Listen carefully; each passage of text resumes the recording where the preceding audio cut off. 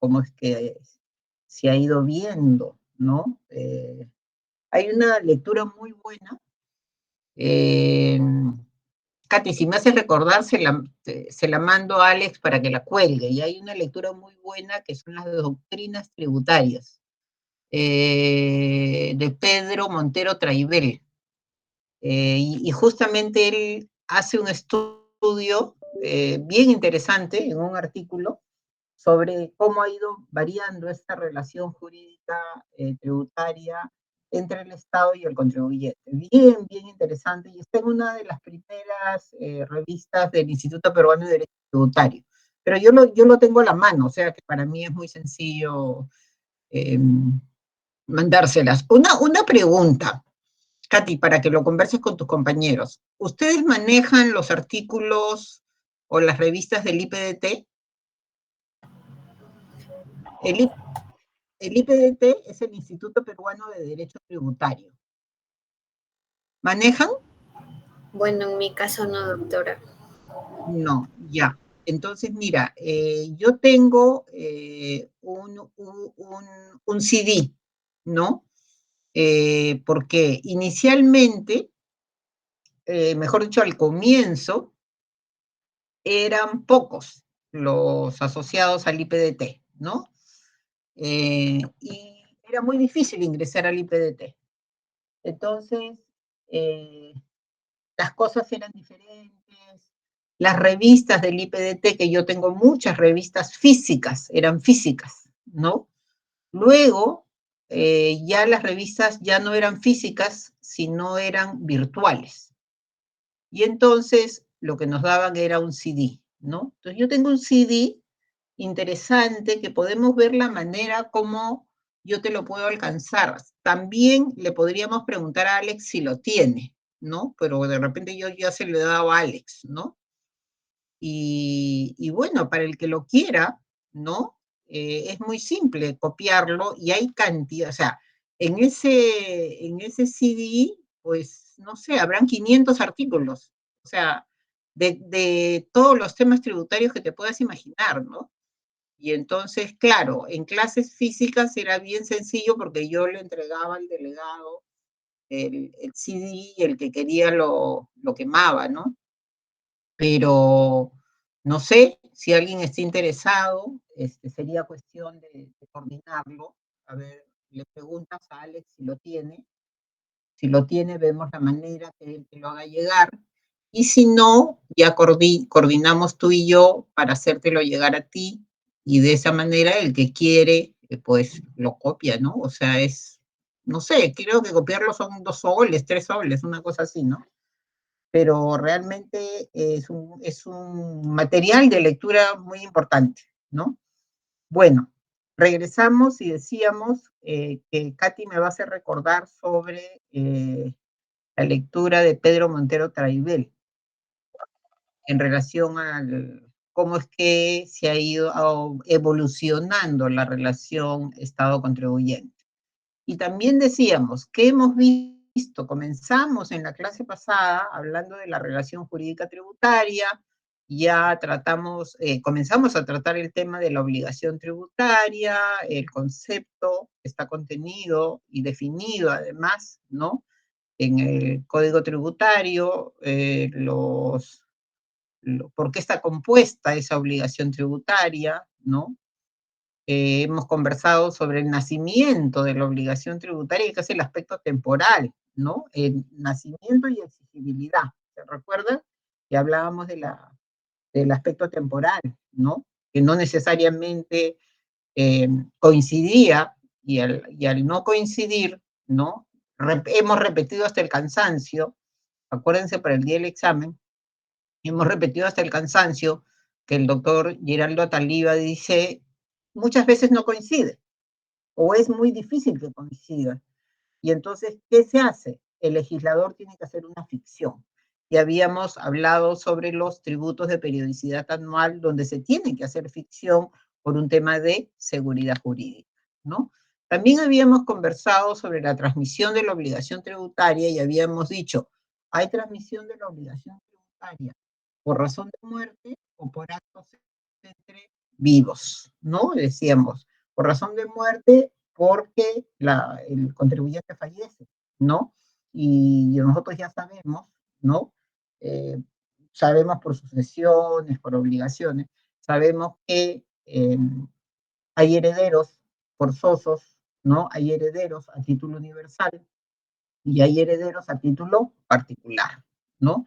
Pero también es cierto, y eso ténganlo en cuenta, también es cierto que yo en vida, ¿no? Imagínense, yo puedo ser una deudora tributaria. No obstante ello, ¿no? Puedo dar en anticipo de legítima predios a mis herederos, o no puedo. Un deudor tributario, ¿puede dar anticipo de legítima o no, no puede? Pregunta para ustedes.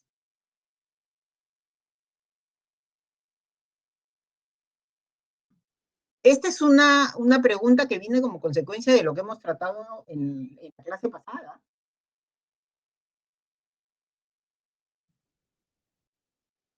Y ustedes me dirán, Carmen, pero en la clase pasada no hablaste del anticipo legítimo, es que no todo se lo voy a decir yo. Ustedes tienen que leer, ¿no? ¿Qué dice el Código Tributario en relación al anticipo legítima? A ver, ¿quién lee la parte pertinente? A ver, señores. ¿El Código Tributario? Señores. Vamos. Sí, doctora. A ver. El código, en el artículo 17 te dice los herederos y legatarios hasta el límite del valor de los bienes que reciban. Los herederos también son responsables solidarios por los bienes que reciban en anticipo de legítima, hasta el valor de dichos bienes y desde la adquisición de estos. Ese segundo párrafo lo puedes leer despacito, despacito, despacito. Sí. Los herederos también son responsables solidarios por los bienes que reciban en anticipo de legítima, hasta el Ojo, valor. ahí, hasta ahí. Los herederos también son responsables cuando reciban anticipos de legítima. Eso es lo que dicen, ¿no es cierto? Sí, doctora. Ya, pregunta para ustedes. El que recibe un anticipo de legítima, ¿es heredero? Doctora, ¿puede repetir porque se le escuchó bajo? Ah, ya, perfecto. Miren, yo tengo 2 hijas, ¿ya? Y tengo 4 predios, ¿correcto? Entonces yo decido el día de hoy 2 predios para mi hija mayor Lorena y 2 predios para mi hija menor Carolina. ¿Sí? ¿Y qué hago? Un anticipo de legítima para cada una de ellas.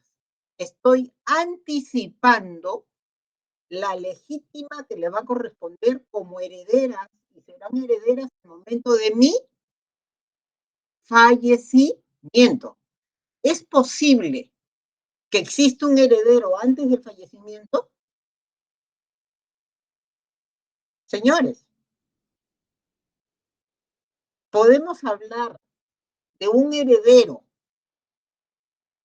si, si no hay causante. Disculpen, ¿ah? Si no hay muertito. No. No. No. La herencia es una consecuencia del fallecimiento. Ojo. Entonces, miren esa redacción del Código Tributario. ¿Podemos leer ese segundo párrafo ahora sí? Ahora, miren esta barbaridad que dice el Código Tributario, por favor, si fueras tan amable. Sí, doctora. Te dice, los herederos también son responsables solidarios por los bienes que reciban en anticipo de legítima, hasta el valor de dichos bienes y desde la adquisición de estos. ¿Se dan cuenta? Eso es una barbaridad. Técnica jurídica no existe, ¿no? Se rompe a rajatabla todo el sistema jurídico. No solamente el sistema tributario, el sistema jurídico, ¿no? Porque la herencia es una consecuencia de que exista, ¿no es cierto?, una persona que ha fallecido. Por esa razón, si yo decido hoy dar en anticipo de legítima a mis hijas, el contrato se llama contrato de anticipo de legítima. Y hay el anticipante y el anticipado, ¿correcto? Entonces, no hay herencia, pero se le está dando como anticipo de legítima. ¿Y eso qué quiere decir? Que al momento de mi fallecimiento se va a decir así, ya. Y Carmen, ¿cuántos herederos forzosos tiene? Tiene 3. Tiene a su cónyuge y tiene a sus 2 hijas. Y entonces, ¿qué ha hecho Carmen? Carmen ha hecho anticipo de legítima, ¿no es cierto?, a favor de sus hijas. Y el esposo no va a decir nada, ¿no? O en todo caso hace una donación o no dice nada. Porque si el esposo no dice nada, no pasa absolutamente nada. Entonces ahí hablamos de herencia. Pero antes no se puede hablar de herencia. Ahora, ese segundo párrafo, para que ustedes conozcan esto, qué es lo que está detrás de cada dispositivo legal, ¿no? Fíjense, ese segundo párrafo no existía en el Código Tributario. El caso del anticipo no existía. Entonces, ¿qué era lo que pasaba? Que los abogados son bien graciosos, pues. ¿Quiénes asesoran a quienes tienen bastante dinero? Abogados, ¿no? Muchas veces el vecino de a pie que tiene problemas con la municipalidad no tiene pues dinero para pagar un abogado. Pero una persona que sí tiene dinero puede pagar un abogado, ¿no? Entonces, se burlaba la norma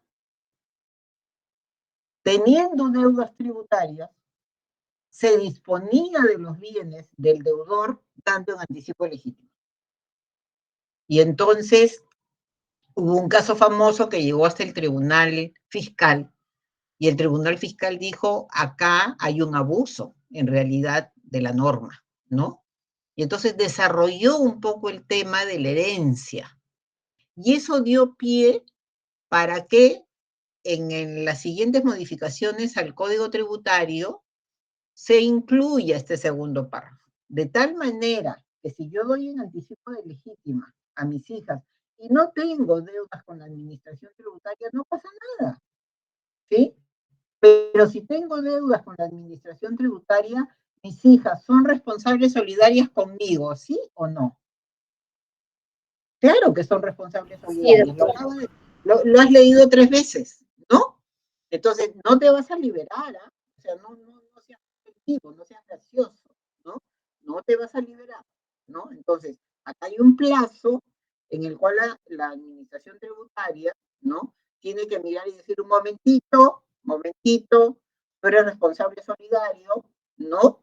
Y ahora apareces tú como propietario, pero lo cierto es que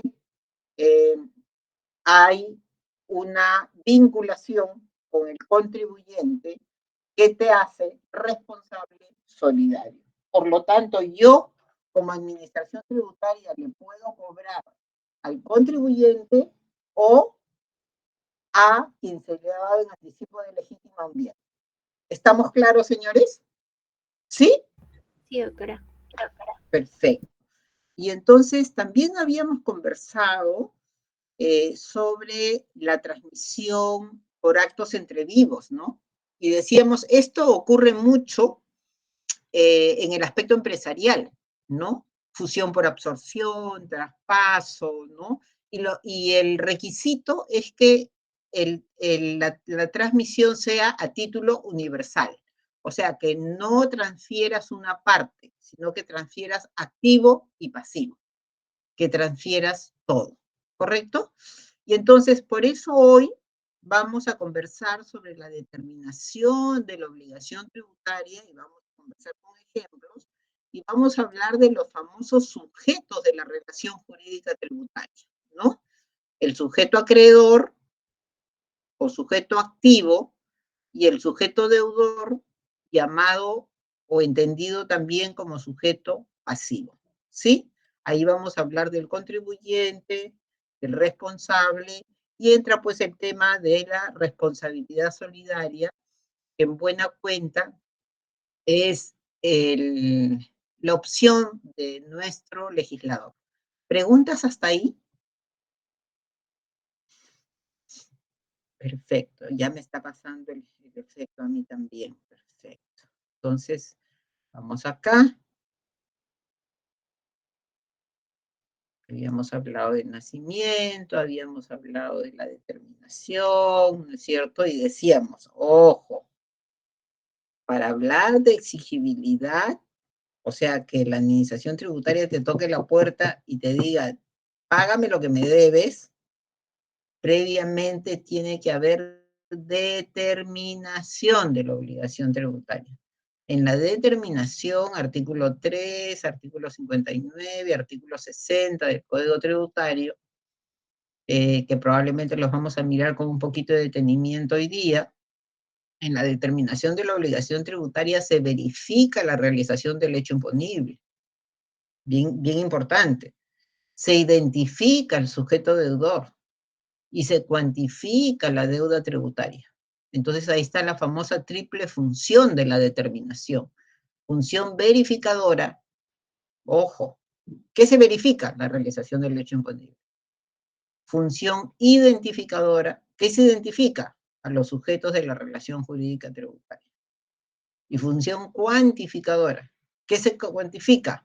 El monto de la deuda o crédito tributario. ¿Sí, señores? Y decíamos, ¿qué pasa con los formales versus los informales?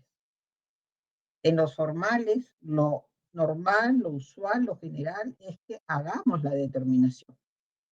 Yo soy un sujeto formal, estoy inscrita, tengo un RUC, ¿no? Hace muchos años, y determino mi obligación tributaria.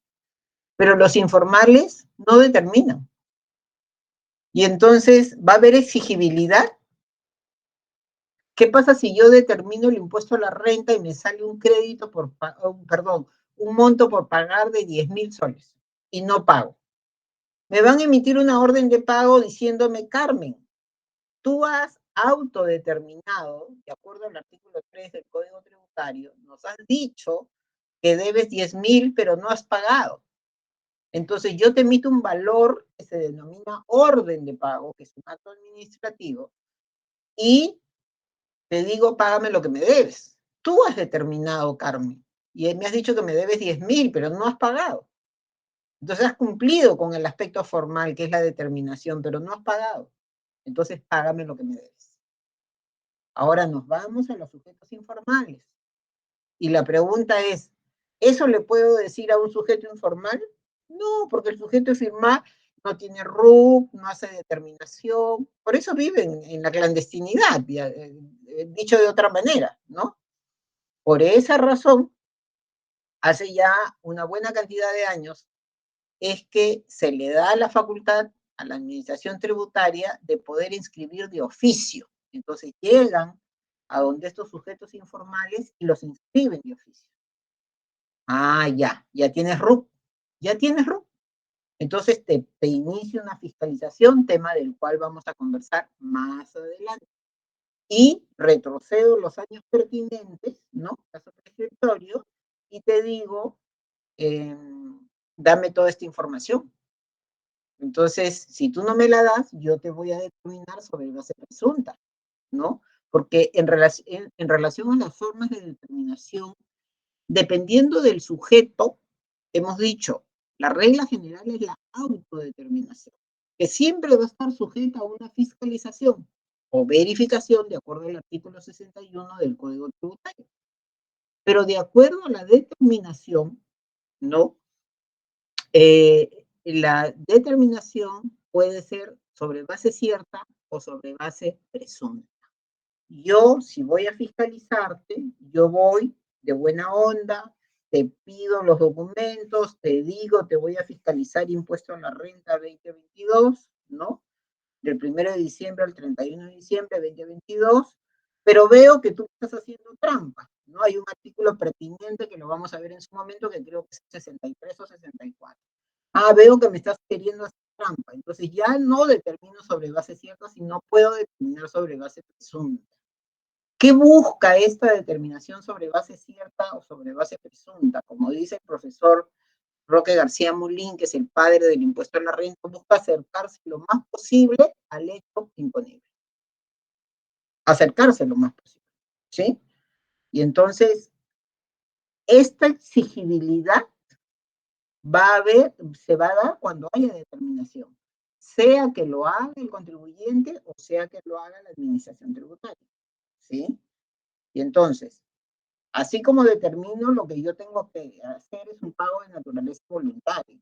Pero si no pago de manera voluntaria, como bien dice la definición de obligación tributaria, pues no queda sino el pago forzoso. Y ahí aparece, ¿no? Que también hemos conversado en la clase pasada, el procedimiento de cobranza coactiva, ¿no? O pagas a las buenas o pagas a las malas. A eso se le llama ejecución forzosa, ¿sí? También habíamos conversado sobre esta ley, pero no porque la ley sea súper archi importante, ¿no? Sino porque son pocas veces en que una norma, un dispositivo, utiliza palabras como las que utilizamos nosotros en clase: hecho generador, sujetos pasivos, nacimiento de la obligación tributaria, cuantía del impuesto, ¿no? Este es el famoso impuesto al turismo, ¿no? Que nos cobran cuando vamos a comprar un pasaje, que son $15, ¿sí? Eso lo hemos visto en la clase pasada. Entonces, veamos el artículo 3 del Código Tributario. Si tiene que ser determinado por la Administración Tributaria, en la mayoría de tributos en el mundo, ¿sí? Los tributos son determinados por el sujeto deudor tributario. Porque si no, imagínense ustedes que siempre tenga que ser la administración tributaria. Si siempre vas a tener que ser la determinación afectada por la administración tributaria, previo a eso tiene que haber una fiscalización y es imposible que se haga por un límite, que es un límite de naturaleza material. No tengo la gente suficiente, ¿no? Y entonces, claro, tú autodeterminas, yo creo, por el principio de veracidad, yo creo en lo que tú me dices, pero eso va a estar sujeto a una verificación o fiscalización posterior. ¿Sí, señores? Entonces, yo les había sugerido en la clase pasada que ustedes vean, ¿no? Cuándo se devenga y cuándo es exigible tributos municipales, como el impuesto predial, el impuesto al patrimonio vehicular, el impuesto a los espectáculos públicos no deportivos, el impuesto de alcabala, ¿no? El impuesto a la renta, en este caso a la renta anual, el IGB, ¿no? Porque esa es la mejor manera de aprender, ¿sí? Y también, ya con eso habíamos terminado la clase pasada, habíamos visto la famosa transmisión de la obligación tributaria y la ineficacia de la transmisión de la obligación tributaria, que además no solamente la decimos nosotros, lo dice el Código Tributario, sino lo dice el Tribunal Fiscal y lo dice el Tribunal Constitucional. ¿Sí, señores? Pregunta para todos. Al que contesta bien le ponemos 20 en el siguiente control de lectura. Ojo, pregunta, ¿qué ha pasado hoy día? ¿Qué norma importante se ha publicado en el Diario Oficial Peruano? ¿Mm? La prescripción de delitos de lesa humanidad a partir ¿de qué año? Pero en materia tributaria, la ley 32.089, artículo 104 del Código Tributario. Esta es una ley que delega en el Poder Ejecutivo la facultad de legislar en materias de reactivación económica, de simplificación y calidad regulatoria, actividad empresarial del Estado, seguridad ciudadana y defensa nacional. Esta es una delegación de facultades bastante amplia y hay una parte que es el 2.2 y dice tributario. Y tiene 2 páginas. Entonces, esto lo ha subido Alex el día de hoy. O sea, ustedes lo tienen. Revisen, por favor, ¿no? Porque es de suma importancia que ustedes ya se vinculen a estos temas de naturaleza tributaria. ¿Qué se va a modificar? ¿Por qué se va a modificar? Están tocando hasta el propio tribunal fiscal, ¿ah? ¿Sí? No solamente código tributario, renta, IGB, operaciones de inteligencia artificial, ¿no? Es una serie de modificaciones bastante importantes, ¿no? Pero esta es un poco la carta, ¿no? Artículo 104 del Código Tributario. Esta es la famosa, yo les he hablado, la famosa ley autoritativa. ¿Qué hace el Congreso de la República?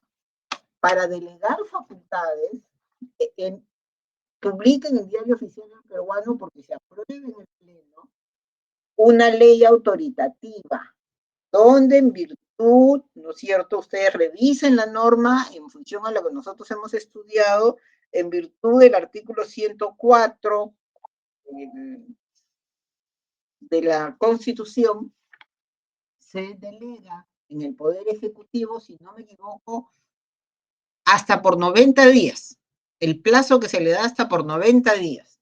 Y se le ponen los límites materiales, ¿no? Y se le dice, ok, este es el objeto de la ley, ¿no? Estas son las materias de la delegación, acá está, y acá viene, ¿no? Ah, ok, mira qué importante, mejora de la calidad de la inversión pública, qué importante, ¿no? El fortalecimiento de la actividad empresarial del Estado, ¿sí? Miren qué importante, el equilibrio fiscal. Y luego viene la parte tributaria, que es una parte sumamente interesante. Ustedes tienen que leerlo, ¿sí? Entonces, pero aquí se le están dando delegación de facultades y los límites a esa delegación. Ojo, no solamente te delego, no es un cheque en blanco, es un cheque con límites. ¿Y dónde están esos límites? En la ley autoritativa de delegación. Preguntas hasta ahí. Y yo les decía, a partir de una ley autoritativa como esta de delegación de facultades, el Ejecutivo ejerce potestad tributaria. Estoy hablando solamente del aspecto tributario. Ejerce potestad tributaria dentro de los límites que le da la ley autoritativa. Si esta norma tiene algún vicio de inconstitucionalidad, se puede pedir su declaración de inconstitucionalidad. Ojo, ¿qué normas puede sacar el Ejecutivo cuando legisle en virtud de la delegación de facultades? Decreto legislativo. Si esos decretos legislativos van más allá de la norma autoritativa, que es esta, yo puedo pedir, me refiero al ciudadano en general, ¿no? Se puede pedir, ¿qué, señores? Quiero saber si me están siguiendo o no. ¿Qué se puede pedir? Que se derogue. Inconstitucionalidad. Que se derogue o que se declare inconstitucional. Son dos cosas diferentes. ¿No es cierto? La derogación la hace el legislador, ¿no? ¿Quién declara la inconstitucionalidad? ¿El tribunal? El Tribunal Constitucional. El Tribunal Constitucional, exactamente. ¿Estamos, señores? ¿Sí? Sí, doctor. Ya. ¿Preguntas hasta ahí? Miren cómo se van juntando, ¿no? Yo les decía, artículo 3, artículo 59, artículo 60, artículo 61.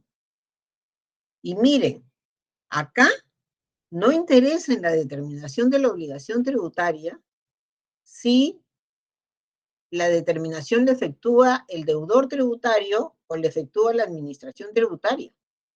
En ambos casos, fíjense ustedes, se verifica la realización del hecho generador de la obligación tributaria. O sea, el hecho imponible. Ojo, se señala quién es el deudor tributario, ¿sí? Y se cuantifica la deuda tributaria. Sea que se trate de una autodeterminación o sea que se trate de una determinación efectuada por la administración tributaria. Porque se trata de un tributo que lo tiene que determinar la administración tributaria o porque ha efectuado una fiscalización. Y como consecuencia de una fiscalización va a determinar un tributo.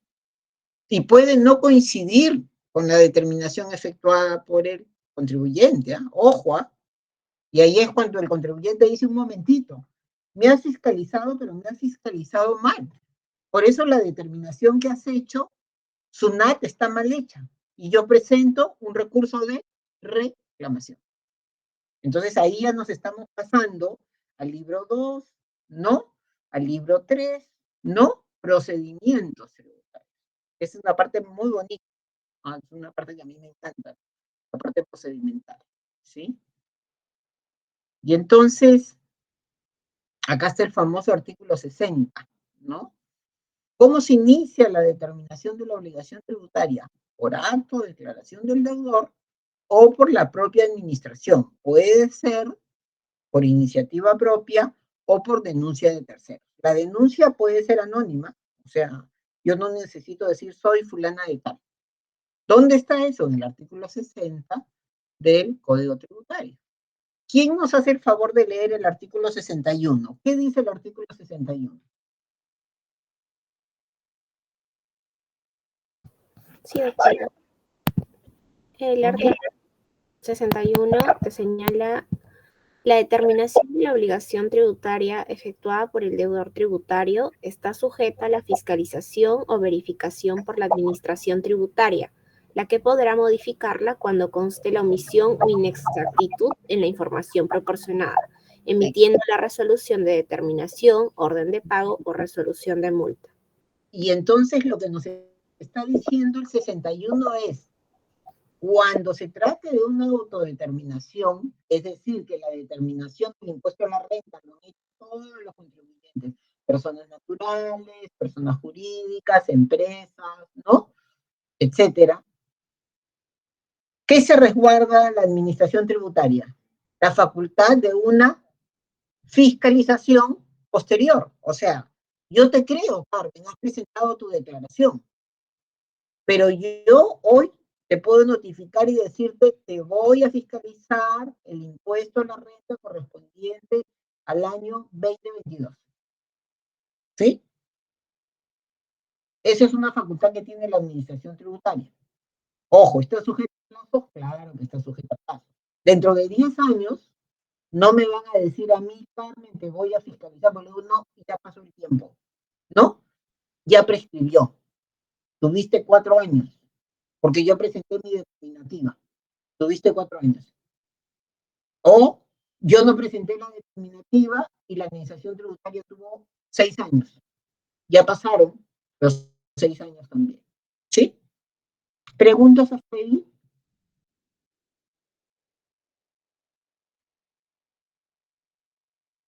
Doctora, Sí. ¿puede acercarse un poquito más a su micrófono porque se le estaba escuchando un poco bajo?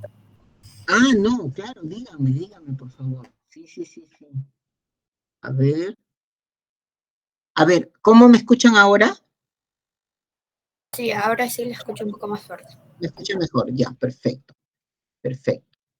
Y entonces, cuando hablamos de la determinación de la obligación tributaria, les decía yo, ¿no?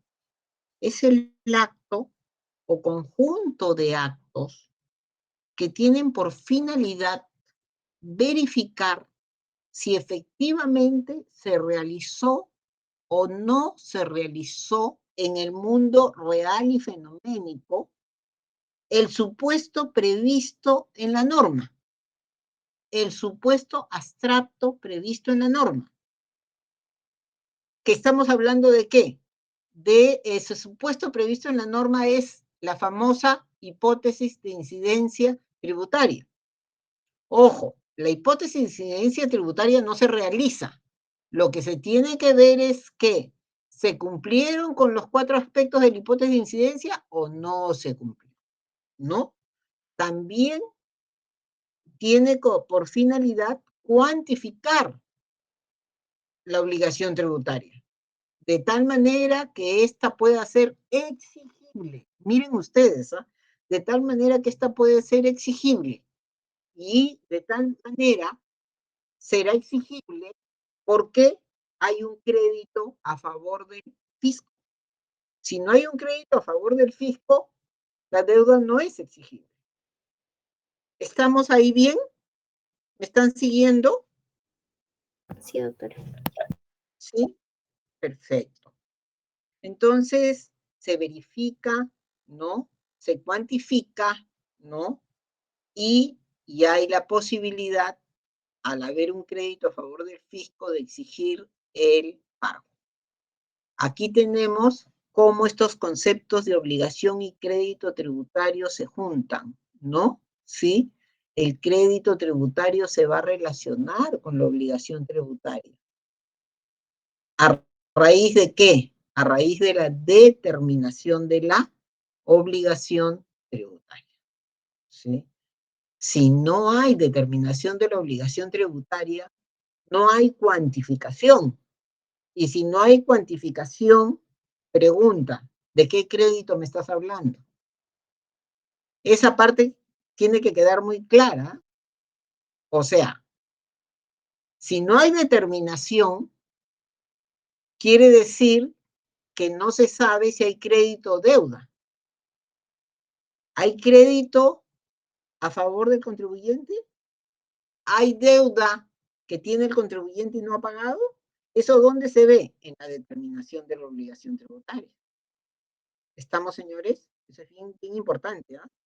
Yo parto, si no me preguntan, de que está clarísimo. Ahora, veamos lo siguiente.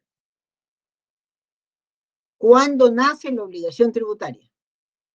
Cuando la ley lo señale, ¿no es cierto? Siempre cuando la ley lo señale.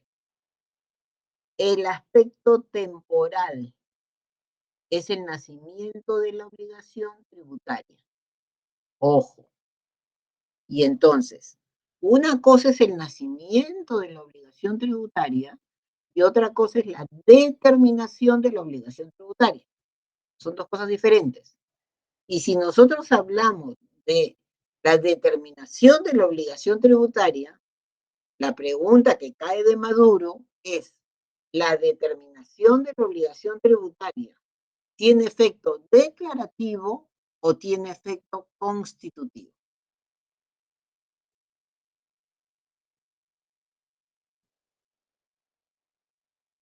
Por ejemplo, si una pareja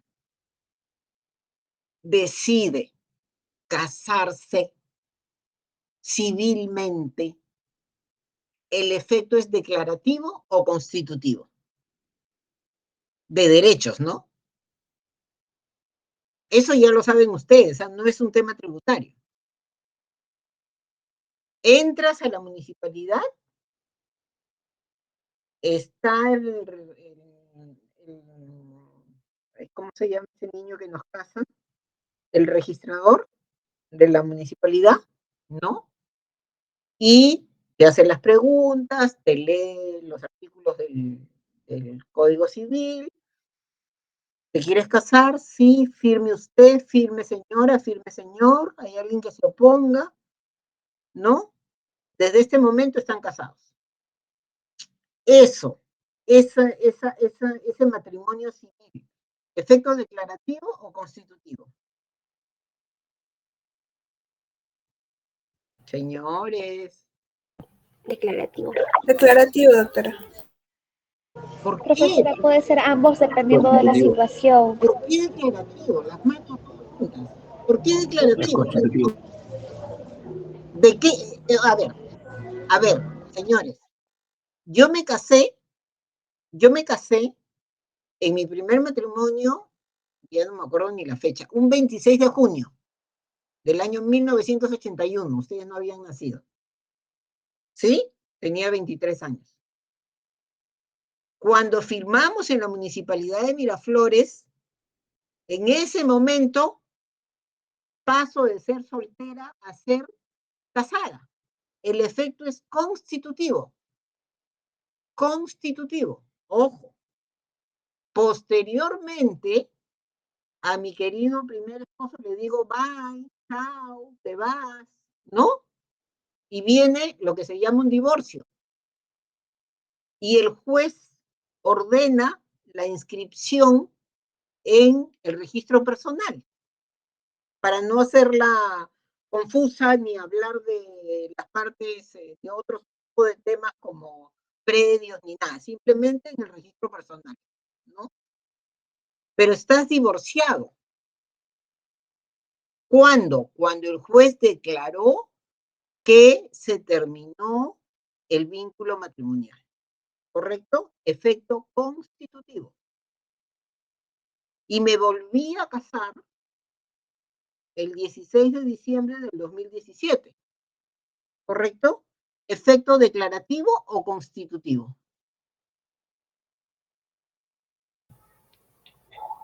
Constitutivo porque ha constituido una nueva sociedad de gananciales. Exactamente, ¿no? Pero no porque he constituido una nueva sociedad de gananciales, porque la sociedad de gananciales, aunque no es nuestro tema, es importante aclararlo, la sociedad de gananciales ya es un tema de naturaleza económica, ¿cierto? Decidimos por sociedades gananciales o por el régimen de separación de bienes. Yo levanto la mano y les digo, yo me he casado bajo el régimen de separación de bienes. Ojo, lo mío es mío y lo tuyo es tuyo. ¿Correcto? Entonces, no es que que sea constitutivo porque hay un régimen de gananciales. No, son dos cosas diferentes. Sino que el acto jurídico, ¿sí? Nace como consecuencia de ¿cuándo es declarativo? Esto es bien sencillo. ¿Eh? Es declarativo, y ojo que no es tributario, es declarativo cuando el derecho ya nació. Por ejemplo, hoy converso con Katy y le digo, Katy, quiero vender mi carro. Y a Katy le gusta, ay, doctora, es rojo, me gusta, yo lo quiero.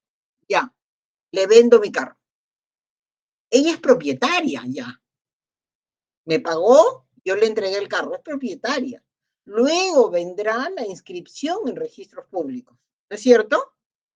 Esa inscripción en registros públicos tiene efectos de conocimiento a terceros. O sea, ¿el efecto es constitutivo o declarativo? Declarativo. Totalmente declarativo. Acertados todos. Totalmente declarativo, porque ella es propietaria. La inscripción tiene efecto para terceros. Ahora nos vamos a la materia tributaria. La obligación tributaria nace cuando se determina el impuesto a la renta o cuando la ley dice que nace. Cuando la ley dice que no sé. Por lo tanto, la declaración determinativa tiene efecto. La determinación tiene efecto declarativo o constitutivo.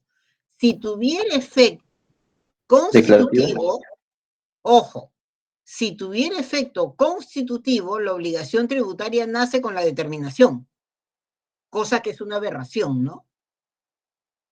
La obligación tributaria nace cuando el legislador dice que nace. Ojo. Y ahí podemos ver varios tributos. Impuesto al patrimonio vincular. Hay en la ley de tributación municipal, en el artículo que dice, ¿no? Será contribuyente por todo el ejercicio quien tenga la condición de propietario el 1 de enero. Ah, ya. La obligación tributaria nace el 1 de enero. Ojo, la determinación es en febrero, es después. Pero la determinación tiene efecto declarativo, no constitutivo. Ojo, lo constitutivo es el nacimiento de la obligación tributaria. y la obligación tributaria no nace con la determinación. Eso, por favor, tiene que estar clarísimo de clarísimo. ¿Qué pasa con impuestos municipales? ¿Qué pasa con el impuesto a los espectáculos públicos no deportivos? Si ustedes revisan la ley, yo quiero que revisen el dispositivo legal, se señala claramente que la obligación tributaria nace con la compra. Ojo, ¿con la compra de qué? De la entrada al teatro, al cine. El otro día fui a ver teatro, Amor y Dolor, ¿no? Y no importa quién lo compró, porque ahora se compra por internet. Pero nace la obligación tributaria con la compra. Ojo, yo puedo dejar de ir. Yo vi entradas agotadas, pero conté por lo menos 20 asientos vacíos. O sea que por A, B, Z motivo no vas, pero la obligación tributaria nació. ¿Estamos, señores? ¿Preguntas?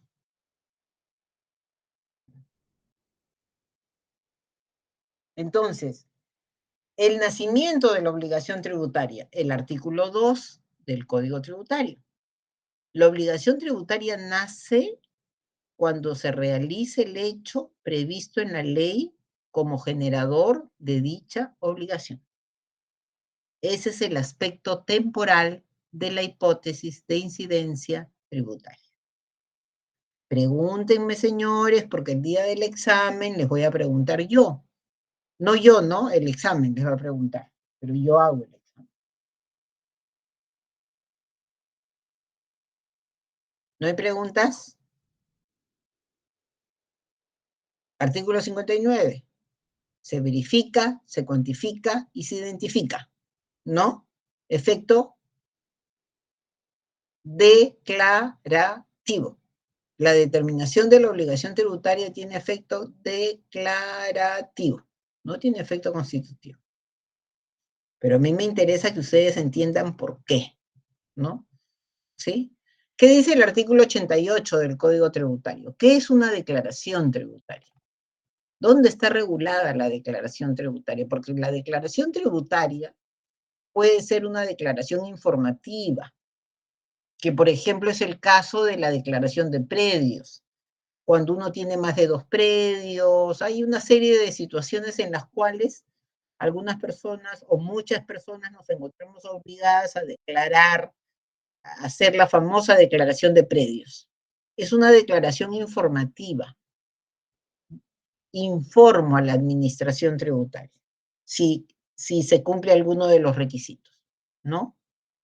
Tienes más de 2 predios que cuesten tanto, tienes un predio donde tienes habitaciones, acá hay una declaración informativa. Ojo, no hay determinación de obligación tributaria. No hay nacimiento de obligación tributaria, es declaración informativa. ¿Por qué? Porque así lo ha decidido el legislador. En cambio, la declaración determinativa sí tiene que ver con la obligación tributaria. Hay un hecho imponible, hay un sujeto contribuyente, hay un sujeto activo, hay una base imponible, ¿no? Hay una alícuota del tributo. Entonces, cuando hablamos, por ejemplo, del impuesto a la renta o del IGB, hablamos de la declaración determinativa del impuesto a la renta, de la declaración determinativa del IGB. Pero cuando hablamos de la declaración de predios, decimos declaración de predios, porque es informativa. ¿Preguntas hasta ahí? ¿Quién nos puede ayudar con el artículo 88 del Código Tributario? Ese es un artículo importantísimo. Yo. Sí, perfecto.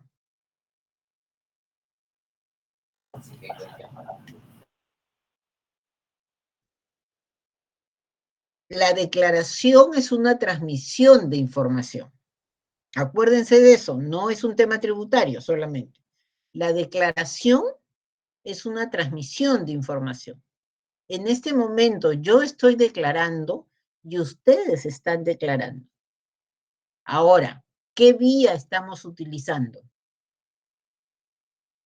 Si estamos hablando, es la vía oral, ¿no?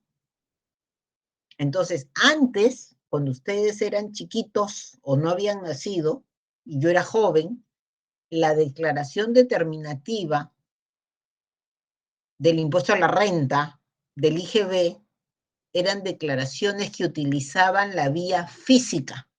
Es decir, yo tenía que hacer mi declaración físicamente y entregarla a la administración tributaria. Hoy es electrónica, ¿no? La envío. Así, todo es electrónico. O sea, una cosa es la declaración, por eso diferencienlo, la declaración es una transmisión de información, es un intangible que se manifiesta en determinado tipo de vías, ¿no? ¿Sí? Y no solamente la declaración tributaria, la declaración en general, ¿no? ¿Preguntas? Alguien iba a preguntar y yo hablé. ¿No hay preguntas? Bueno, ¿quién nos puede ayudar con el artículo 88?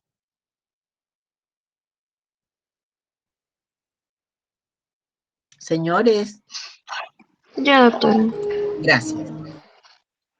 Ya. Artículo 88. La declaración tributaria.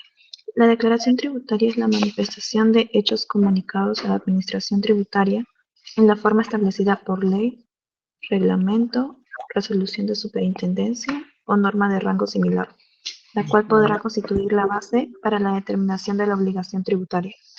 Un ratito, la cual podrá constituir la base para la determinación, o sea, no necesariamente, ¿no? ¿Sí? ¿Qué más dice el 88? La administración tributaria, a solicitud del deudor tributario, podrá autorizar la presentación de la declaración tributaria por medios magnéticos, fax, transferencia electrónica o por cualquier otro medio que señale. Ese es Previo el cumplimiento. medio que se utiliza para poner en conocimiento, ¿no es cierto? Medio físico, medio virtual, ¿no? Electrónico, ¿no? ¿Qué más? Ello se dará previo cumplimiento de las condiciones que se establezcan mediante resolución de superintendencia o norma de rango similar. Y adicionalmente podrá establecer para determinados deudores la obligación de presentar la declaración en las formas antes mencionadas y en las condiciones que se señale para ello. Ahora, hasta ahí nomás paramos, ¿ya? Para decirles algo yo importante. Tenemos una declaración determinativa que es aquella en la cual se determina la obligación tributaria, como acabamos de mencionar, y tenemos las declaraciones informativas en las que simplemente informamos operaciones mías o de terceros, donde no hay determinación de la obligación tributaria. Por ejemplo, los notarios. Los notarios tienen que informar mensualmente a la administración tributaria qué operaciones de compraventa, etcétera, etcétera, etcétera, qué contratos se han celebrado en su notaría.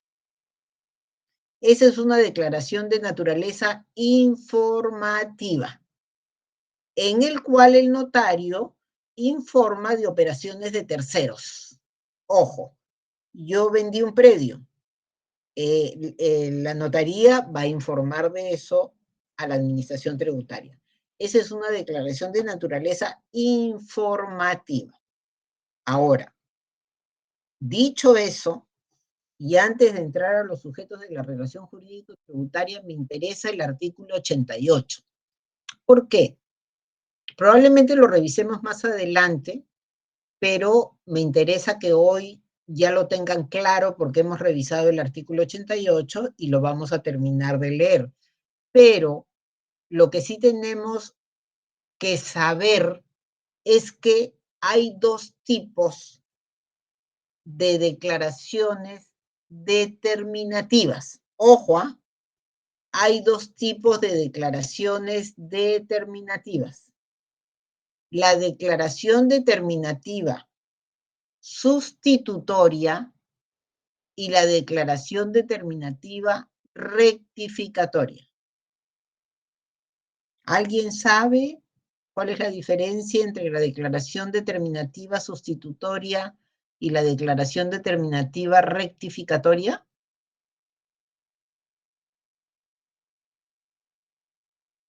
Porque está en el 88 del Código Tributario. Nosotros partimos de que la regla general es la autodeclaración, la autodeterminación. ¿Correcto, señores? Entonces, si eso es así, la mayoría de tributos son autodeterminados ¿por quién? Por el contribuyente. Y la pregunta que cae es, ¿y cuándo tengo que determinar? Hay un plazo para determinar. Esos plazos se establecen mediante decretos supremos, mediante resolución de superintendencia, pero hay un plazo para determinar. Entonces, cuando yo efectúo una declaración determinativa, ojo, tengo un plazo. Y ustedes me dirán, ¿plazo de qué, Carmen? Plazo de vencimiento para poner en conocimiento de la Administración Tributaria mi declaración determinativa del impuesto a la renta. ¿Sí? Yo, si presento mi declaración determinativa y el plazo no ha vencido y me doy cuenta que he cometido un error, presento una declaración determinativa sustitutoria. ¿Y qué significa presentar una declaración determinativa sustitutoria? Que esta declaración determinativa que presenté antes del vencimiento del plazo es sustituida por esta de acá. Pero resulta que la vuelvo a mirar, yo soy el contador, y veo, uy, no incluí tales operaciones, pero estamos dentro del plazo de vencimiento. Es decir, no se ha vencido el plazo para poner en conocimiento de la Administración Tributaria la declaración determinativa que tengo que hacer. ¿Qué hago? Sustituyo. Y puedo sustituir cuantas veces quiero. Y esa sustitución, ojo, surte efecto con su presentación ante la Administración Tributaria. Sea que determine un monto igual, sea que determine un monto mayor, o sea que determine un monto menor. Ojo, y hemos hablado plazo de vencimiento.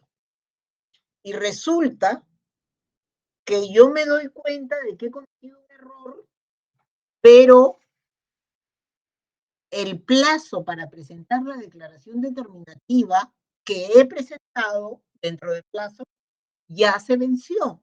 Se venció el viernes pasado. Pero hoy voy a presentar una declaración donde rectifico algunas de las casillas de la declaración anterior. Entonces, miren ustedes la diferencia. La declaración que se presenta hasta la fecha de vencimiento se llama declaración sustitutoria, porque simplemente sustituye. Nada más. La anterior deja de existir en el mundo del derecho. Pero la declaración rectificatoria se presenta luego del plazo de vencimiento. Y yo les he dicho, el plazo de vencimiento fue el viernes pasado. Y yo hoy presento una declaración. ¿Cuál es la naturaleza de esa declaración determinativa? rectificatoria. Ahora sí me puedes ayudar a seguir leyendo el 88, por favor. Sí, doctora. Desde donde me quedé, ¿verdad? Ahorita te digo.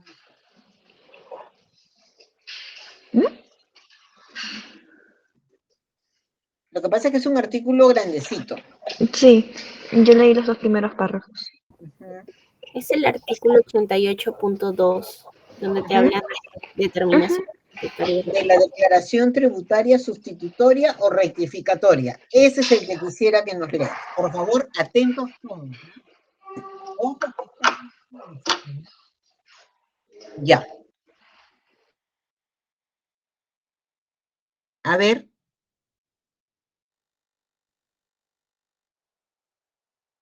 ¿Te escuchamos? Sí. La declaración rectificatoria.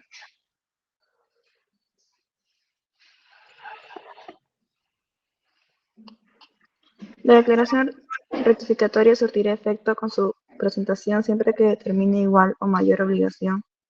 Entonces, la declaración rectificatoria tiene, a diferencia de la sustitutoria, requisitos, ¿no? Si no mueves la cifra o si determinas una suma mayor, quiere decir a favor del fisco, surte efecto con su presentación. ¿No es cierto?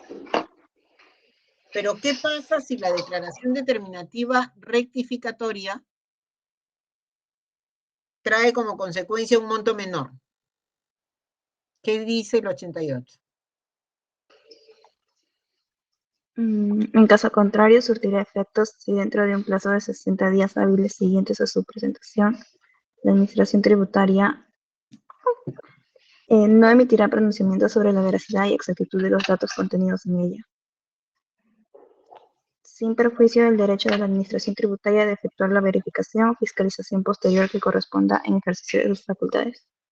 ¿Son 60 días? Sí, 60 días, plazo de 60 días hábiles siguientes a su presentación. ¿No es 45, doctora? Para mí eran 45. Sí, a mí también me de la 45.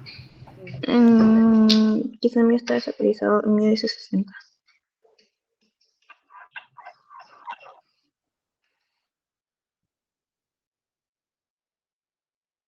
Claro, lo que pasa es que tu código tributario no está actualizado. A ver, ¿quién tiene un código tributario actualizado, señores?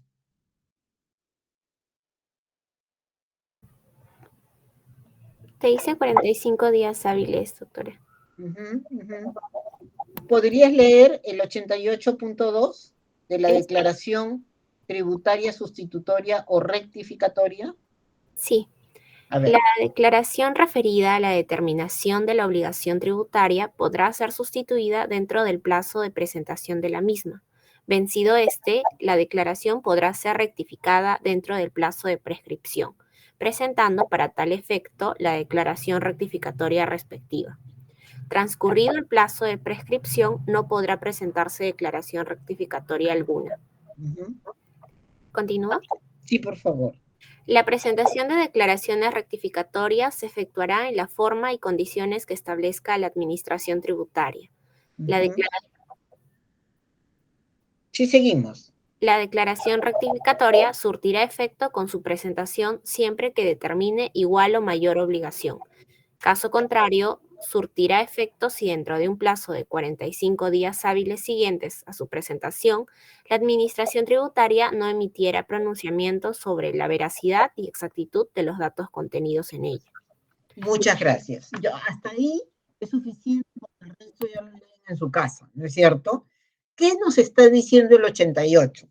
El 88 nos está diciendo, ojo, si como consecuencia de la rectificatoria, porque no, o sea, digamos, la sustitutoria va a surtir efecto con su presentación, determine suma igual, suma mayor o suma menor, pero en relación a la rectificatoria, va a surtir efecto con su presentación siempre que el monto no varíe ¿sí?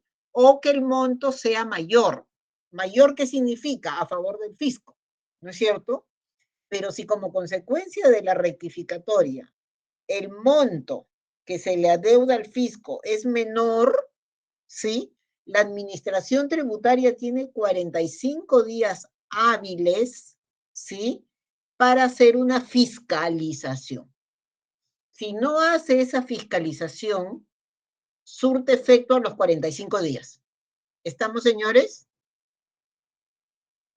Quiero saber si Sí, todos han seguido el 88. Creo que está claro, ¿no es cierto? ¿Sí? Eso es bien importante. ¿Por qué? Yo a lo largo del ejercicio profesional que he tenido, lamentablemente muchas empresas, ¿no? Pues se respaldan mucho en el contador y yo no tengo nada en contra de los contadores, he tenido cantidades de alumnos contadores, ¿no? Pero a veces están llenos de problemas, llenos de complicaciones, demasiados clientes, ¿no? Y por ahí se le va un cero. Y he tenido la oportunidad de tener que ver, ¿no? Una reclamación y apelación porque el contador se le fueron 2 ceros. Entonces, aparentemente debía casi 1.000.000 de soles, cuando lo que debía era 1.000 soles. Y entonces o sea, un tema que se defendió en la reclamación correspondiente era que las declaraciones, ¿no? En realidad lo que hacen es informar, pero no crean hechos imponibles. Eso hay que tenerlo bien claro, ¿no? Yo me puedo equivocar. Si como consecuencia del error yo inmediatamente presento mi declaración rectificatoria, ¿sí? ¿Qué va a hacer la administración tributaria? La administración tributaria va a decir, oye, pero debe 1.000.000 y ha pagado 1.000, se ha equivocado, ¿no? Pero la administración va a emitir un acto administrativo, probablemente una orden de pago. Y entonces inmediatamente se le explica al ejecutor coactivo, he presentado una declaración rectificatoria. Es cierto que ustedes tienen 45 días, pero le estoy poniendo en conocimiento que es un error humano. Entonces, no me ejecuten, no me embarguen, porque en realidad el error humano no genera hechos imponibles, ¿no? ¿Preguntas?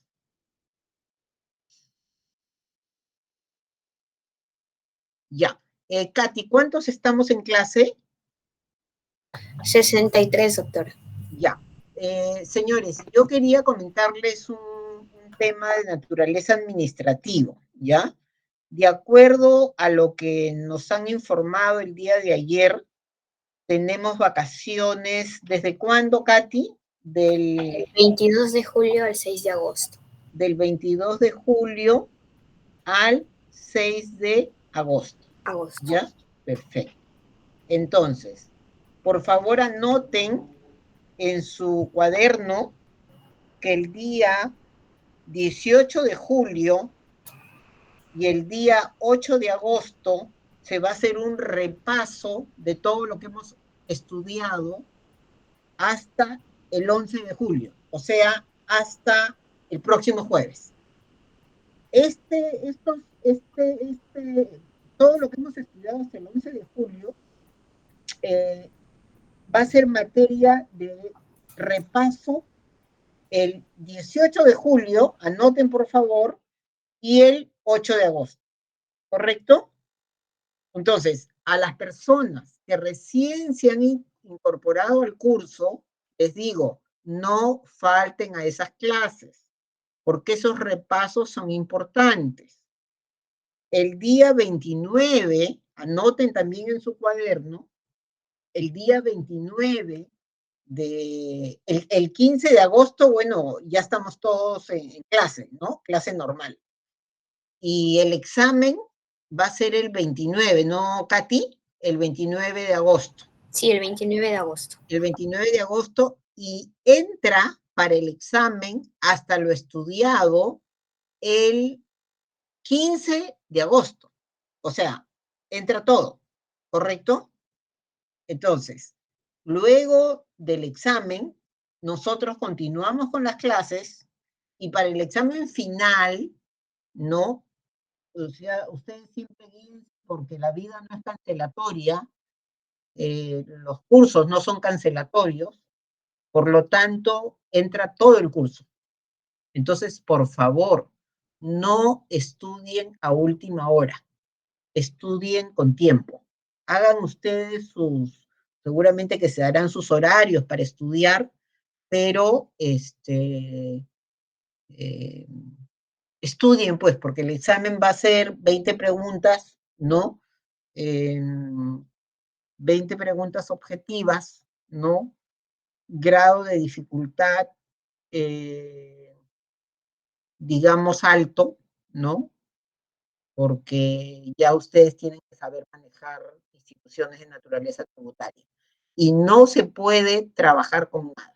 El día del examen CATI hay que ponerles eso para que lo tengan claro. No se puede trabajar con nada. No pueden tener su código tributario, su ley de tributación municipal. El tiempo no les va a dar para eso. ¿Preguntas? No hay preguntas. Perfecto. Entonces, pasamos al siguiente tema, que son los sujetos de la relación jurídico-tributaria. La pregunta es, ¿y quiénes son estos sujetos de la relación jurídica tributaria? Y decimos, está el sujeto activo, también conocido como sujeto acreedor, y el sujeto pasivo, también conocido como sujeto deudor. Y entonces, nosotros ya sabemos que la obligación tributaria, que es un vínculo de naturaleza jurídico entre dos sujetos, el activo y el pasivo, el acreedor y el deudor. O sea, son sinónimos, sujeto activo y sujeto acreedor, sujeto pasivo o sujeto deudor, que son sinónimos. ¿Correcto, señores? Y entonces, en este cuadrito, ustedes pueden ver que yo al sujeto pasivo no lo pongo como era en la época de la monarquía absoluta, ¿no? No lo pongo de manera vertical, ¿sí? Lo pongo de manera horizontal, pero si se dan cuenta, el sujeto activo está un poco por encima del sujeto pasivo, ¿sí? O sea, no tienen esa relación horizontal que tengo yo con ustedes, o ustedes conmigo, o ustedes entre ustedes, ¿no? No, porque la verdad, no es pues una relación horizontal, ¿no? Y eso lo tenemos que tener claro. Y entonces vamos a estudiar que el sujeto activo puede ser el acreedor tributario o el acreedor financiero, ¿sí? Y todo esto está definido en el Código Tributario, ¿eh? A veces no bien definido, pero ahí están las definiciones. Y el sujeto pasivo, sujeto deudor, puede ser el contribuyente o puede ser el responsable. Ustedes y yo somos contribuyentes del impuesto general a las ventas todos los días. Si me compro un quero, se ve el quero, ¿no? ¿Se ve? ¿Se ve o no se ve? Sí, un poco la tapa. ¿Acá se ve? Sí, Ya. Si me compro una gaseosa, acá tengo una planta, pero no la voy a mover. Si me compro una planta, ¿no? Si me compro mi cuadernito azul, ¿no? Me compro estos guantes que me encantan porque hace frío y siempre me los coloco, ¿no? Y ustedes igual. Lo que se compran para vestirse está grabado con IGB y son sujetos contribuyentes. ¿Sí, señores? Ahora vamos a ver, ya entrando a algunos tributos y la propia definición de contribuyente. La pregunta es, ¿y quién es el sujeto responsable? ¿No? Porque no todos los tributos tienen un sujeto responsable. Ojo con lo que les digo, ¿ah? Pero no puede haber un tributo sin un contribuyente. No puede existir un tributo si no hay contribuyente. Pero sí puede existir un tributo sin responsable. Eso creo que es clarísimo, ¿no? El sujeto responsable existe como consecuencia de facilitar, ¿no?, la recaudación. ¿Qué hace el responsable? Facilita la labor de la administración tributaria en relación a la recaudación. Y el responsable aparece en el mundo como una consecuencia del impuesto a la renta. ¿Por qué? Porque en cabeza de uno, por ejemplo, y voy a poner el ejemplo de SUNAT, yo no sé ahorita cuántos son, pero probablemente 15.000 trabajadores tengan, ¿no? Imagínense 15.000 declaraciones determinativas del impuesto a la renta. No, si solo percibes renta de quinta categoría, que es planilla, ¿no? Tu empleador, por ley, es el sujeto responsable de descontarle al trabajador, que es el contribuyente, el monto correspondiente todos los meses del impuesto a la renta. Y le entrega al fisco de los 15.000 trabajadores que tiene. Y entonces, ¿eso beneficia o no beneficia a la administración tributaria? Pero por supuesto que lo beneficia. Porque en cabeza de uno ya hay 15.000 contribuyentes. Y ese responsable, como siempre va a tener probablemente, si no cumple la calidad de responsable solidario, ¿no? Ya en cabeza de uno, la administración tributaria se está asegurando el cumplimiento del pago del tributo. En este caso hablamos del impuesto a la renta, ¿no? Ustedes saben perfectamente que en derecho civil, cuando hablamos de obligaciones, la responsabilidad puede ser solidaria o mancomunada. Pero en materia tributaria hay responsable solidario. No existe el responsable frente a terceros de manera mancomunada. No, eso no existe. Solamente responsable solidario. ¿Correcto, señores? Y aparece también dentro del sujeto pasivo como responsable las dos figuras famosas del agente de retención o del agente de percepción. Son dos figuras que se regulan de la misma manera, pero que tienen un rol distinto. El agente de retención es un sujeto que tiene una relación tal con el contribuyente que le tiene que entregar una cantidad de dinero. Por ejemplo, su sueldo. Y de esa cantidad de dinero que le tiene que entregar, le descuenta lo que el contribuyente debe pagarle al fisco. Y se lo entrega al fisco. O sea, retiene, por eso se llama agente de retención, retiene y le entrega al fisco. Ese es el deber que tiene el sujeto responsable. Ojo, el sujeto responsable, al sujeto responsable no se le mide la capacidad contributiva. Al contribuyente se le mide la capacidad contributiva, pero al responsable no. El responsable tiene que cumplir por la relación que tiene con el contribuyente. ¿Se dan cuenta? Ahora, ¿y quién es el famoso agente de percepción? El agente de percepción que existe en determinados tributos, no en todos, ¿no? El agente de percepción es un sujeto que tiene una relación tal con el contribuyente que recibe del contribuyente una cierta cantidad de dinero. Por ejemplo, compramos entradas para el cine, ¿no? El otro día he visto cantidades de amigos con hijos chiquitos. ¿Cómo se llama esta película? Esos dibujos animados que están de moda ahorita, que están dando en el cine. Intensamente. Intensamente, ¿no? Intensamente 2, ¿no? Todo el mundo se toma fotos con Intensamente 2. Entonces, cuando compras las entradas, le entrega el contribuyente le entrega al agente de percepción la entrada al cine. ¿Cuántos son? Mamá, papá y las mellizas. 4, ¿no? El otro día le vi a mi prima con sus mellizas. Y entonces ella, al momento que ha comprado las entradas, le ha entregado, ¿no?, a la gente de percepción una cantidad de dinero. En esa cantidad de dinero, ¿qué le está entregando? El IGB, y le está entregando el impuesto a los espectáculos públicos no deportivos. ¿Se dan cuenta? Entonces, esa es la diferencia entre el agente de retención y el agente de percepción. ¿Preguntas hasta ahí? Ok. Entonces, conversemos sobre el sujeto activo, ¿no?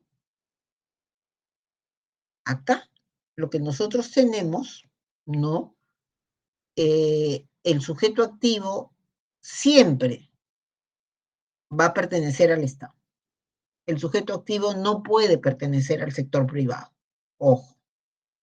Y entonces, acá hay una relación entre un sujeto que tiene que entregarle un dinero al sujeto acreedor, ¿no?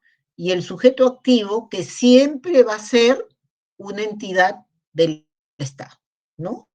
Que desarrolle cualquier tipo de actividad, pero lo más importante, del Estado. No puede ser del sector privado. ¿Correcto? Y entonces ahí entra simplemente doctrina, ¿no? La famosa concepción amplia y la concepción restringida. En la concepción amplia, en el sujeto activo se incluye al destinatario del tributo, o sea, por ejemplo, la Universidad Nacional Mayor de San Marcos, que es el acreedor financiero, al acreedor tributario, que es quien te cobre el tributo, que puede ser SUNAT, ¿no? O puede ser otra entidad, y la administración tributaria. Pero la concepción restrictiva, que es la que recoge el Estado peruano, aquí tenemos que el sujeto activo incluye solo 2 figuras, al acreedor tributario y a la administración tributaria, ¿sí? Y se excluye la figura del destinatario del tributo, que es el acreedor financiero, ¿sí? Entonces, nosotros hemos hecho un mix. El legislador en el Código Tributario ha hecho un mix. Habla del acreedor tributario y del acreedor financiero. En el impuesto a la renta, en el IGB, ¿quién es el acreedor tributario? A quien le pagamos el tributo. ¿A quién le entregamos el tributo? A SUNAT. Ah, ya. ¿Y quién es el acreedor financiero? El acreedor financiero es el destinatario final del tributo. Ya. Entonces, ¿y cómo llega ese dinero al destinatario final del tributo? Vía la ley de presupuesto. Por eso yo les decía, clases pasadas, la Universidad Nacional Mayor de San Marcos es acreedor financiero. Los ministerios son acreedores financieros. El Congreso de la República es acreedor financiero. ¿Por qué? ¿Por qué decimos nosotros, oye, a la policía, nosotros te pagamos tu sueldo? Bueno, sí, pues con los impuestos, ¿no? Se reparte la torta entre las entidades públicas, ¿no es cierto? ¿Sí? Y entonces aquí vamos a tener, ¿no?, al acreedor financiero y al acreedor tributario, que generalmente va a ser pues la administración tributaria nacional, que es SUNAT, y la administración tributaria regional o la administración tributaria local, que son las municipalidades. ¿Sí? Y entonces, estos son los 2 acreedores, financiero y tributario. El más importante es el acreedor tributario. ¿A quién le pagamos el tributo? ¿A quién? A la administración tributaria nacional, regional o local. ¿Sí, señores? Entonces, ¿qué dice el Código Tributario? Dice que el acreedor tributario, ¿no?, es ¿A favor de quién debe cumplirse la prestación del pago de tributo? Pregunta, ¿quién es el acreedor tributario del impuesto al patrimonio vehicular?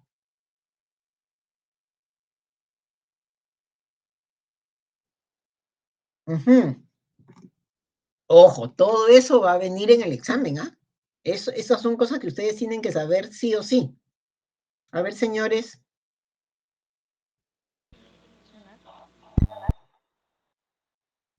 ¿Perdón? Perdóname, ¿qué me dijiste? La SUNAT. Oh, a ver, trabájalo un poquito más.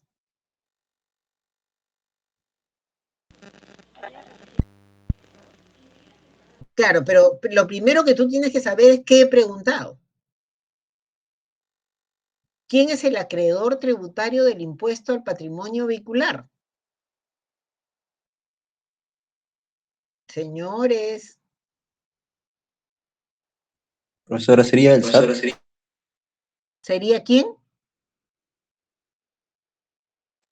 ¿Quién? El SAT, sí. Servicio de Administración Tributaria. ¿Y cuál es la base legal para que me digas eso?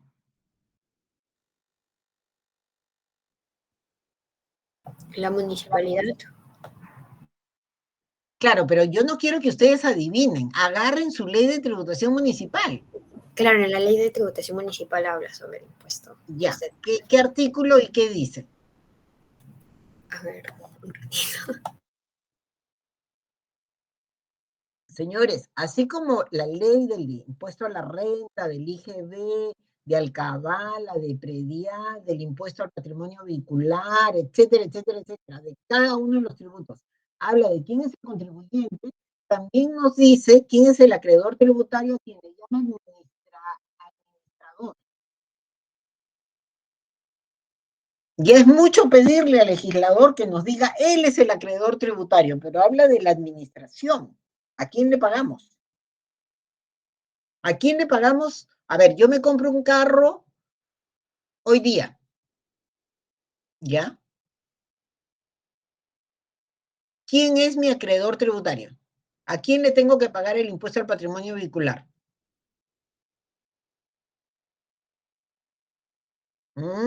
Señores, eso, yo ya, Katy, yo tengo como 5 clases o más diciéndoles, por favor, señores, su ley de tributación municipal. Y no la están leyendo, ¿ah? Y ahorita, en vez de contestarme, me están preguntando, ¿al SAT? O sea, al SAT, no, denme la base legal. Según la ley de tributación municipal, te menciona la el artículo 6, que te habla de los impuestos municipales, son impuesto predial, alcabala e impuesto al patrimonio automotriz, y hace un enlace para el impuesto de patrimonio vehicular, impuesto a las apuestas, juegos y espectáculos públicos. No. Tú tienes que irte a la dentro. Ahí te habla de los impuestos, ¿correcto? Pero tú tienes que ir al impuesto al patrimonio vehicular. ¿Cuál es el artículo que me dice quién es el acreedor tributario? O el administrador del tributo, o a quién le tengo que pagar. El artículo 30A, doctora, dice la administración del impuesto del patrimonio vehicular corresponde a las municipalidades provinciales. ¿Qué dice? A las municipalidades provinciales que ¿qué? En cuya jurisdicción tenga su domicilio el propietario del vehículo. ¿Se dan cuenta qué importante? Porque si tú me dices municipalidad provincial, me estás diciendo la mitad, ¿no es cierto? Porque yo te tendría que decir, yo te estoy contando que vivo en San Borja y me compré un carro. ¿Quién es el acreedor tributario? Yo vivo en San Borja, la ¿correcto? Municipalidad de San Borja. ¿La municipalidad distrital de San Borja? A ver, vuelve a leer el artículo y diles a tus compañeros en qué artículo está para que lo revisen. Artículo 30. 30 del texto único ordenado de la Ley de Tributación Municipal. ¿30 o 31? No, 30. 30A, ¿qué dice? A ver. La administración del impuesto de patrimonio vehicular corresponde a las municipalidades provinciales. Ah, municipalidad provincial. Ojo, no dice municipalidad distrital. Eso sería Lima. O sea, municipalidad provincial, ¿de qué? ¿De qué? ¿Donde compras el carro? ¿Donde vives? Esa partecita vuelve a decirla. En cuya jurisdicción tenga su domicilio el propietario del vehículo. Entonces, el acreedor tributario del impuesto al patrimonio vehicular es la municipalidad provincial que corresponda a donde se encuentre domiciliado el contribuyente. ¿Es correcto lo que estoy diciendo? Sí, doctora. Perfecto. Entonces, yo he comprado un carro, vivo en el distrito de San Borja, por lo tanto, el distrito de San Borja pertenece, ¿no?, a la Municipalidad Provincial de Lima. ¿Quién es el acreedor? El acreedor es la Municipalidad Provincial de Lima. ¿A quién le tengo que pagar? Al SAT de Lima, porque el SAT es Servicio de Administración Tributaria. O sea, cuando decimos SAT, podríamos decir en municipalidades donde no hay SAT, es la gerencia de rentas, ¿no es cierto? En buena cuenta el SAT es la gerencia de rentas. Entonces, pero la gerencia de rentas ¿de qué? De la Municipalidad Provincial de Lima. ¿Estamos, señores? ¿Quién es el acreedor tributario del impuesto de alcabala?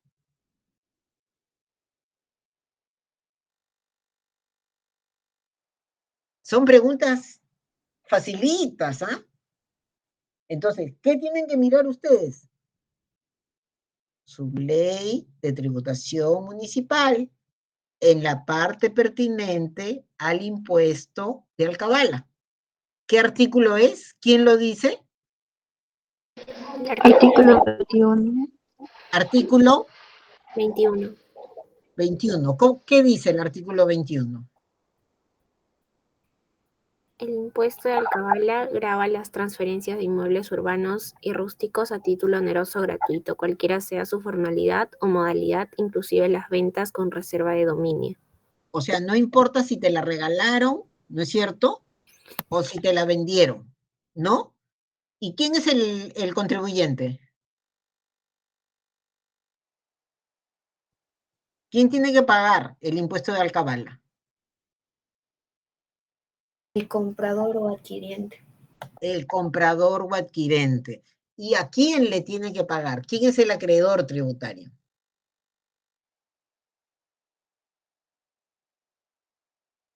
Ahí está. Estás bien cerquita.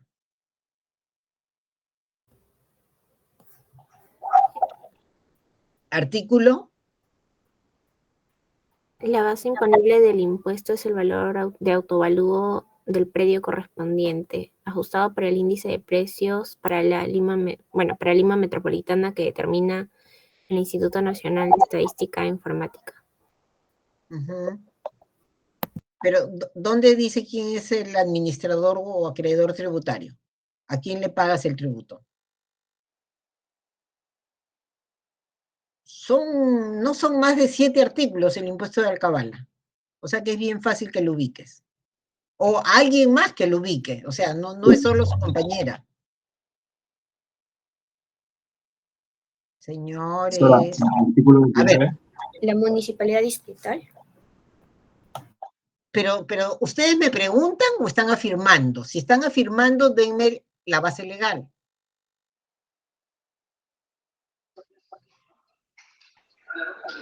El impuesto. Sería el artículo 29. ¿Qué dice el artículo 29? El rendimiento del impuesto constituye renta de las municipalidades distritales en cuya jurisdicción se encuentra ubicado el inmueble en materia de transferencia. No. El impuesto de alcabala, el impuesto de alcabala no es de la municipalidad distrital. A ver, ¿Qué artículo es, señores?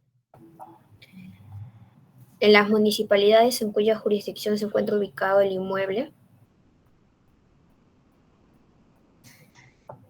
A ver, otra vez. Ustedes tienen capacidad de análisis, tienen su ley de tributación municipal. ¿Quién es el acreedor tributario del impuesto de alcabala? Revisen sus artículos del impuesto de alcabala. No es la distrital.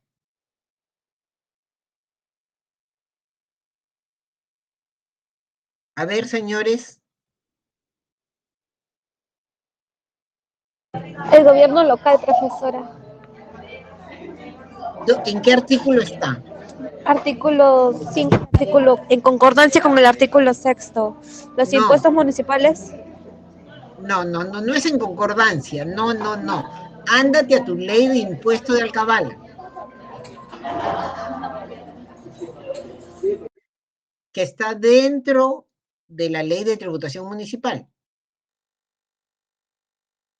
Señores, eso les va a venir en el examen. O sea, no hay forma que no. ¿Los registros públicos? ¿Qué tiene que ver registros públicos con el acreedor tributario?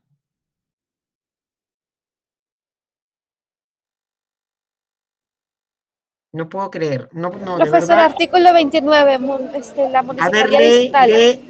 El impuesto constituye renta, artículo 29, el impuesto constituye renta de la municipalidad distrital en cuya jurisdicción se encuentra ubicado el inmueble en materia de la transferencia.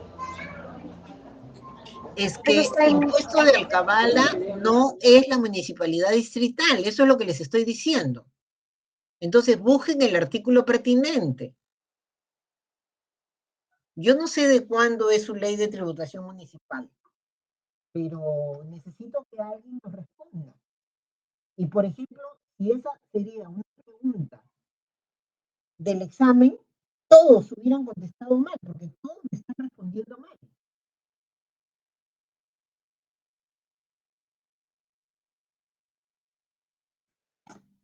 Señores. Entonces sería la municipalidad provincial. Y ya, pero ¿qué artículo es? Eso es lo importante. ¿Qué artículo es? El 29. ¿Y qué dice el 29? En el caso de municipalidades provinciales que tengan constituidos fondos de inversión municipal, estas serán las acreedoras del impuesto. Exactamente, es la municipalidad provincial. Es decir, si yo mañana me compro un predio, a quien le tengo que pagar el impuesto de alcabala porque soy la contribuyente es al SAT de Lima. Ojo. Por favor, eso ténganlo claro, ¿sí? Miren esta resolución del Tribunal Fiscal. ¿Qué pasó acá? A ver, ¿qué pasó acá? Hay un señor que se compró un vehículo, impuesto al patrimonio vehicular, ¿ok? ¿A quién le pagó el impuesto al patrimonio vehicular? Lo pagó al SAT de Lima. El señor vivía en Huancayo y se fue a Huancayo. Lo compró en Lima. Pagó al SAT de Lima. Pero el señor vivía en Huancayo y se fue a Huancayo. La municipalidad provincial de Huancayo te cobró. Le dijo, yo soy el acreedor tributario. Me tienes que pagar a mí. Ahí tienen ustedes la RTF. ¿Sí? Entonces, ¿qué dice el Tribunal Fiscal? Confirma que el impuesto al patrimonio vehicular tiene como acreedor a la municipalidad provincial de Huancayo. Tiene la calidad de acreedor tributario del impuesto al patrimonio vehicular, porque es el contribuyente quien tiene su domicilio, en este caso fiscal, ¿no?, en la provincia de Huancayo. No en la provincia de Lima. Ojo. Y entonces, el hecho de que haya pagado el impuesto al patrimonio vehicular a otra administración tributaria por error, no lo exime de efectuar el pago ante la Municipalidad Provincial de Huancayo, teniendo en cuenta que es el acreedor tributario. Algo tan simple. O sea, eso me lo preguntan a cada rato, amigos. Me llaman y me dicen, Carmen, me estoy comprando un carro. ¿A quién tengo que pagar? Le digo, ¿dónde vives? ¿No? Yo vivo en Ica. Bueno, esa es la provincial de Ica, pues. Es sencillo, ¿no? ¿Y eso dónde está? Está en la ley de tributación municipal. Pero miren, en este caso, se fue el señor hasta el tribunal fiscal. ¡Qué locura! ¿No? Y claro, el abogado debió decirle, mire señor, usted ha hecho un pago indebido. Pago indebido. ¿Por qué? Porque no le debe nada a la provincial de Lima. Pida la devolución del pago indebido. Y lo que usted tiene que hacer es pagarle a la provincial de Huancayo porque usted tiene su domicilio ahí. Pero, ¿qué hizo el abogado? Probablemente para ganar dinero le llevó el caso. Llegó hasta el tribunal fiscal, como pueden ver acá, perdió. Esto le debe haber demorado sus 3 o 4 años, pero perdió, pues, ¿no? Y entonces, claro, yo siempre digo, hay que ser abogados con mucha ética, ¿no? Eso es algo que siempre tenemos que tener nosotros claro. ¿Sí, señores? Y entonces, cuando nosotros hablamos del sujeto pasivo, ¿no? Siempre lo vamos a encontrar dentro de la obligación tributaria. Sujeto deudor, sujeto pasivo. ¿Sí? ¿Quién es este sujeto? Es quien debe cumplir con el pago del tributo. Ojo, no dice es quien realiza el hecho imponible. No dice quien tiene capacidad contributiva. Dice el sujeto pasivo es aquel que tiene que cumplir con el pago del tributo. Y esto es general. Entonces, para poder responder a la pregunta, ¿y quién es? Bueno, tengo que ir a la ley. Ustedes me dirán, Carmen, ¿a qué ley? Del tributo, pues. ¿Eres deudor? ¿Sujeto pasivo? ¿Qué calidad tienes? ¿Contribuyente? ¿Responsable? ¿No? Eso es lo que tenemos que mirar, ¿sí? Entonces, y esto es un poco lo que hemos visto al comienzo, como un mapeo, ¿no? Dentro de la clasificación del sujeto pasivo, ¿sí? Primero tenemos el sujeto deudor, es quien debe cumplir con la prestación tributaria. Y eso está señalado de manera expresa en el artículo 7 del Código Tributario. Es la persona obligada al cumplimiento de la prestación tributaria. Tiene que pagar el tributo. Puede tener dos calidades, calidad de contribuyente o calidad de responsable. Pregunten, por favor, que va a venir el día del examen y en el examen la que hace las preguntas soy yo. ¿Sí? Entonces, el contribuyente es un deudor por cuenta propia. Por eso es el sujeto pasivo principal. Yo me he comprado el predio. Yo soy el contribuyente del impuesto de alcabala. Yo me he comprado el vehículo. Yo soy el contribuyente del impuesto al patrimonio vehicular. Ojo, ¿sí? Entonces, el contribuyente es el sujeto o la persona obligada al cumplimiento de la prestación tributaria. ¿Y por qué? Porque él realiza el hecho generador o el hecho imponible, el hecho económico que se convierte en un hecho imponible. O, como dice la norma un poco para abarcar todo, o es el sujeto respecto del cual se produce el hecho generador de la obligación tributaria, ¿no? Entonces, ahí miramos y vemos, ¿ok? ¿Y esto tiene base legal? Sí, el artículo 8 del Código Tributario. No les estoy diciendo nada que no esté en el Código Tributario. O sea, esto es mantequilla para ustedes. Cuando nosotros hablamos de sujeto responsable, sabemos que es aquella persona que sin tener la calidad de contribuyente, o sea, no es contribuyente de ese tributo, debe cumplir con la prestación tributaria. Yo les hablaba, hace poco, hace unos minutos, les hablaba de SUNAT y les decía, es sujeto responsable en calidad de agente de retención. Él no es contribuyente del impuesto a la renta de quinta categoría. Será contribuyente de otros tributos, pero eso es otra cosa. Ojo, respecto de determinado tributo, el responsable no tiene la calidad de contribuyente, pero debe cumplir con la prestación tributaria. Entonces, retiene, ¿no? De la renta bruta se retiene el impuesto a la renta correspondiente a lo que se llama pago a cuenta, anticipo, y le entrega a la administración tributaria. Pero no hay evaluación de capacidad contributiva, no ha realizado ningún hecho imponible. ¿A quién se le evalúa la capacidad contributiva? Al contribuyente. Sí, señores. ¿Quién es el que percibe las rentas por el trabajo? El contribuyente, ¿no? Entonces, el responsable, ¿no?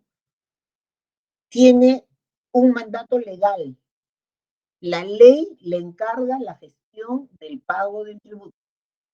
Eso es bien importante, ¿sí? Ahí viene, pues, como yo les decía, la famosa figura del responsable solitario, ¿sí? Y entonces, ¿por qué justificamos la existencia en todos los sistemas jurídicos tributarios la figura del responsable? Porque facilita, es un facilitador. ¿De qué? Les decía yo hace un ratito, facilita la recaudación y facilita la cobranza de los tributos. Qué importante. Le hace la vida fácil al contribuyente. Las personas que solo perciben renta de quinta categoría, o sea, ellos son trabajadores y hay un empleador, no reciben otras rentas. Ellos no tienen que hacer declaración determinativa, porque el impuesto de quinta categoría lo paga el empleador. ¿Estamos, señores? ¿Sí? ¿Preguntas hasta ahí? Y entonces, de aquí es claro que nosotros podemos entender las diferencias entre el contribuyente y el responsable. Pero la más importante es la capacidad contributiva. En el contribuyente medimos la capacidad contributiva. Vas a pagar en función de lo que vayas ganando, ¿no? Pero en la figura del responsable no hay evaluación de capacidad contributiva. Ojo, el responsable tiene que entregar ese dinero por mandato expreso de la ley. Y a eso se le llama deber de colaboración. No hay hecho imponible. ¿Sí? ¿Preguntas? Doctora, entonces el responsable es como un intermediario o algo así. Sí, claro. O sea, el responsable existe, ¿sí? El responsable existe porque la ley ha dicho, estoy tomándole foto para acordarme dónde nos hemos quedado, para comenzar con responsabilidad solidaria. El responsable existe porque la ley lo señala. Mire el artículo 54 de la ley de tributación municipal. ¿Tienes tu ley de tributación municipal a mano? No. Sí, doctora, estoy buscando el artículo 54. Te lo digo de memoria. O sea, a ver, ya aquí lo tengo. ¿Lo leo? Sí, ya. Artículo 54. Créase un impuesto a los espectáculos públicos no deportivos que grava el monto que se abona por concepto de ingreso a espectáculos públicos no deportivos en locales o parques cerrados, con excepción de los espectáculos culturales debidamente autorizados por el Instituto Nacional de Cultura. Ya, ahí no te habla del responsable solidario. En la siguiente habla del responsable solidario al Allá, conductor local. ahí. ¿Qué dice? Sí. Ayer. Dice, ¿Qué artículo? ayer. Son sujetos 55. Son Ujú. sujetos pasivos del impuesto las personas que adquieren entradas para asistir a los espectáculos. Son Perdona que te interrumpa. Ellos son contribuyentes. Sí, El que adquiere la entrada. y dice, ¿Ya? El que adquiere. Ujú. son responsables tributarios en calidad de agentes perceptores del impuesto las personas que organicen el espectáculo, siendo responsable solidario al pago del mismo el conductor del local donde se realiza el espectáculo. Por ejemplo, los cines, ¿no? Yo no sé de cines, pero VK, ¿no? Todos los cines, por ejemplo.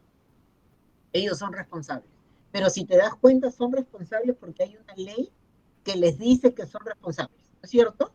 Y que Sí. tienen que percibir, ¿no? Y entregarle al fisco. Nosotros vamos a estudiar la próxima clase responsabilidad solidaria, las características, esto vamos a ver agentes de retención, agentes de percepción, todo eso lo vamos a ver, ¿ya? O sea, no es que esto no lo vemos ni nada, no. Todo eso lo vamos a ver.